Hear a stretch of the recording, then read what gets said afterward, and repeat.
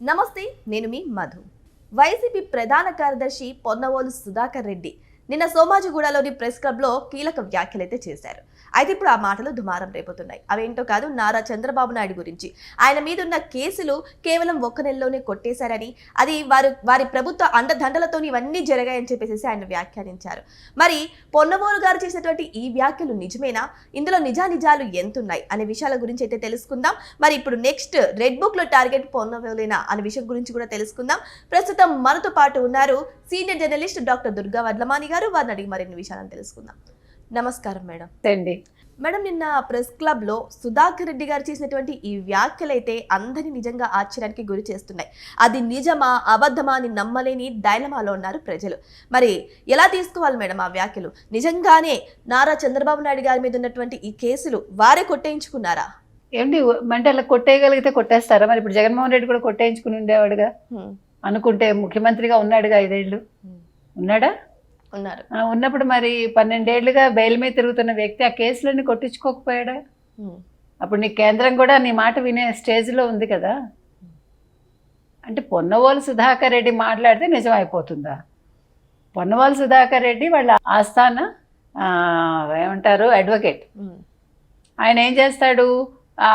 జగన్మోహన్ రెడ్డి కేసులన్నీ ఆయన చూస్తాడు. ఎవరి మీద అక్రమ కేసులు పెట్టాలి అనే దాని మీద ఆయన దాని మీద కృషి చేసి కష్టపడి దొంగ సాక్ష్యాలు సృష్టించి వాళ్ళని అరెస్ట్ చేస్తూ ఉంటాడు. సో అలా జగన్మోహన్ రెడ్డి కోరిక తీర్చాడు. ఎలాగా? చంద్రబాబు నాయుడిని తెల్లారకట్ట ఒక ఏమంటారు కనీసం నోటీస్ కూడా ఇవ్వకుండా అరెస్ట్ చేయించి జైల్లో పెట్టి 53 రోజులు ఉంచగలిగాడు కష్టపడి. కానీ నిజం నిలకడ మీద తెలుస్తుందని న్యాయస్థానం కూడా వారిని విడుదల చేసింది. ఆ కేసు ఇటీవల కొట్టేశారు. ఎందుకంటే వాళ్ళకే క్లారిటీ లేదు, పెట్టిన వాడికే క్లారిటీ లేదు. ఫస్ట్ 217 కోట్లు 214 కోట్లు అన్నారు. తర్వాత అది ఇంకెంతో వచ్చి మొత్తానికి 25 కోట్లు అన్నారు. సో 25 కూడా కాదు, 0 అయింది. సో ముందు నువ్వు క్లారిటీ తెచ్చుకో పొన్నవోలు.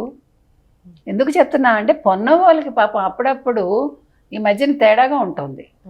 ఎందుకంటే జగన్మోహన్ రెడ్డి ఎప్పుడైతే ఎలక్షన్స్ ముందు, ఆయన రిజల్ట్ ముందు ఇక్కడ లండన్లో అందరితో మాట్లాడి ఒక వీడియో రిలీజ్ చేశాడు. అప్పుడే ఆయనకు తెలిసి ఓడిపోతామని ఏడ్చాడు ఆ రోజు. అందుకని పొన్నవోలు చేసిన తెలివి తక్కువ పనులకి అనుభవించింది జగన్మోహన్ రెడ్డి. ఏమనుభవించాడు? ఆయన అధికారం కోల్పోయాడు. అంటే తిలాపాపం తలాపిడికడని పొన్నవోలు చేసింది కొంత, జగన్మోహన్ రెడ్డి చేసుకుంది మరింత, చుట్టూ ఉండేవాళ్ళు చేసింది అన్నీ కలిపి ఇవాళ ఆయన పాప అధికారంలో లేకుండా ఒక యలహంక ప్యాలెస్కి పరిమితం అయ్యాడు. ఆయన చేశారు వీళ్ళందరూ. అందుకని ఇవాళ పొన్నవోలు ఏమంటున్నాడంటే, ఒక్క నెలలో అన్ని కేసులు ఎలా కొట్టించేసుకున్నారు. ఆయన వెళ్ళి పాప కొట్టేయండి కొట్టేయండి కొట్టేయండి అన్నాడు చంద్రబాబు. అలాగేనండి అని వాళ్ళు కొట్టేశారు. ఇప్పుడు చెప్పేవాడికి చెవుడైతే వినేవాడికి వివేకం ఉండాలని, ఆయనకి చెవుడుందో వివేకం లేదో మనకు తెలియదు. ఏం మాట్లాడుతున్నాడో మరి. మేము మళ్ళా దాన్ని ఉన్నత న్యాయస్థానానికి వెళ్ళండి, సర్వోన్నత న్యాయస్థానానికి వెళ్ళండి, కొట్లాడండి, మీకు దమ్ముంటే ఆయన్ని జైల్లో వేయించండి. ఎవడొద్దన్నాడు? ఈసారి మీరు వేయించారనుకోండి, ఓన్లీ తెలంగాణ ఆంధ్రానే దద్దరిల్లింది, మొత్తం ఎంటైర్ భారతదేశం దద్దరిల్లింది.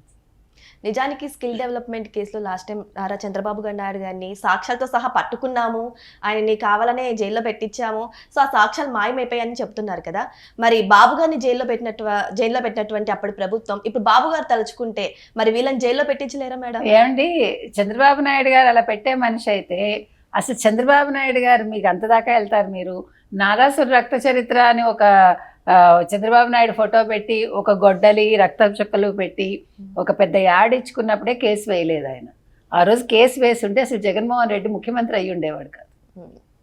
ఆయన ఏది పట్టించుకోరు, ఎందుకంటే ఆయన ఒక పద్ధతిలో వెళ్ళిపోతారు అంతే. తప్పు చేయరు కాబట్టి భయపడ్డా ఆయన. లేకపోతే 53 రోజులు ఒక 74 ఏళ్ళ 72 ఏళ్ల మనిషిని మీరు జైల్లో పెడితే ఏమై ఉండేది అసలు మామూలు వాళ్ళైతే? ఇదే జగన్మోహన్ రెడ్డి అయితే ఏమైపోతాడు? ఉండలేరు కదా, భయంతో చచ్చిపోతాడు. ముందు భయంతో. ఎందుకు ఈ మాట అంటున్నానంటే ఆయన పిరికివాడు. భలే వాళ్ళు ఊహ అంటారేంటి? 986 మందిని మీరు మీ చుట్టూ ప్రైవేట్ కాపలా పెట్టుకుంటారండి? లేదు, మీరు తప్పు చేస్తేనే కదా. అవును. మరి మీరు ఎక్కడికైనా వెళ్ళాలంటే పరదాలు కట్టేయాలి.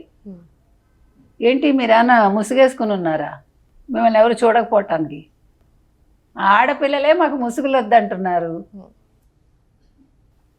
అవునా? అవును. మరి మీరు ముసుగేసుకోవటం ఏంటి?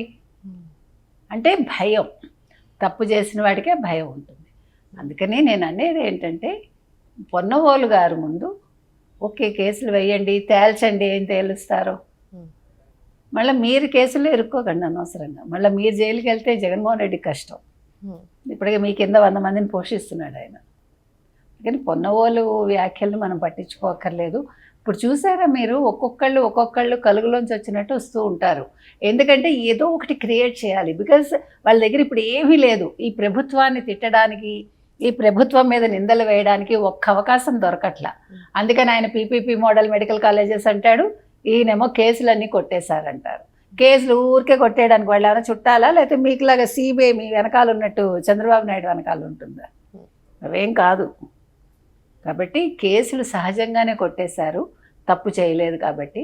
తప్పు చేసిన మీరు ఓపెన్గా చక్కగా తిరుగుతున్నారు కాబట్టి ముందు మిమ్మల్ని జైల్లో వేసి. నిజం చెప్పాలంటే అందరూ ఊహించారు లాస్ట్ అసెంబ్లీ సమావేశాలు అప్పుడే జగన్మోహన్ రెడ్డిని అరెస్ట్ చేసేస్తారని, లేదంటే మళ్ళీ రీఎలక్షన్స్ వచ్చే అవకాశాలు ఉన్నాయని చెప్పేసి చాలా మంది అనుకున్నారు. కానీ షాకింగ్, ఎందుకు ఇంత నిదానంగా ప్రవర్తిస్తున్నారు మేడం ఇప్పుడు ప్రభుత్వం? ప్రభుత్వానికి సంబంధం ఏముందండి? ఇప్పుడు జగన్మోహన్ రెడ్డి అరెస్ట్ అనేది మా చంద్రబాబు నాయుడు చేయించక్కర్లా. ఇప్పుడు సిట్టు తన పని తాను చేస్తోంది, సిబిఐ తన పని తాను చేస్తోంది. వస్తాయి, టైం వస్తుంది. మనం ఎందుకు తొందరపడ్డాం? మొన్న కూడా చెప్పారు కదా, ఎవరిని వదిలిపెట్టరని చెప్పి చంద్రబాబు నాయుడు, లోకేష్, పవన్ కళ్యాణ్ వెళ్ళి అరెస్ట్ చేయించరు.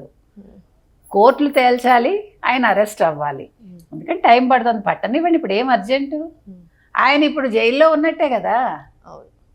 కాకపోతే అప్పుడప్పుడు ప్రజల్లోకి పొరపాటున వస్తాడు అంతే. వచ్చినా అక్కడ ఏ ప్రజలను కలుస్తాడు?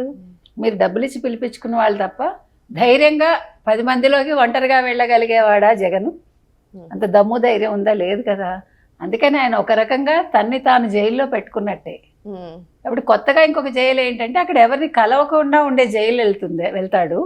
ఇక్కడ కొద్దిగా తనకు కావాల్సిన వాళ్ళని కలిసే జైలు, అంతే. ఇది అంతే తేడా.